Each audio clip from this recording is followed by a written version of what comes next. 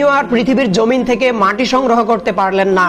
এরপরে তিনি আল্লাহ রাব্বুল আলামিনের দরবারে ফিরে গিয়ে আরজ করলেন, হে মাবুদ, জমিন আপনার নামের কসম দিয়ে অনেক কাকুতি মিনতি করলো, এজন্য তার প্রতি আমার অন্তরে দয়ার সৃষ্টি হয়েছে। হে মাবুদ, আমি আপনার আদেশ পালন করতে সক্ষম হইনি, তার কারণে আপনি আমাকে ক্ষমা করে দিন। এরপরে আল্লাহ রাব্বুল আলামিন হযরত ইসরাফিল আলাইহিস সালামকে লক্ষ্য করে বললেন, হে ইসরাফিল, আজরাইল ও মিকাইল আমার আদেশ পালন করতে পারলো না, তুমি যাও জমিনের বুক থেকে মাটি নিয়ে আসো।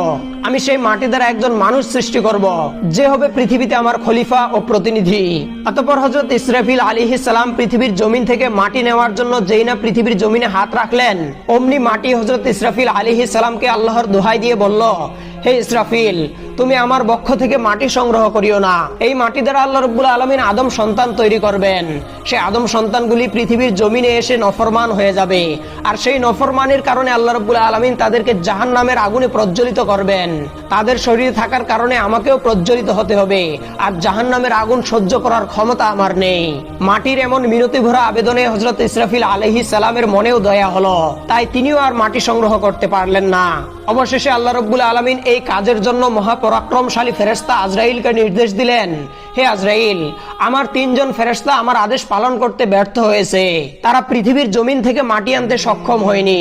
এবার তুমি যাও পৃথিবীর জমিন থেকে মাটি নিয়ে আসো,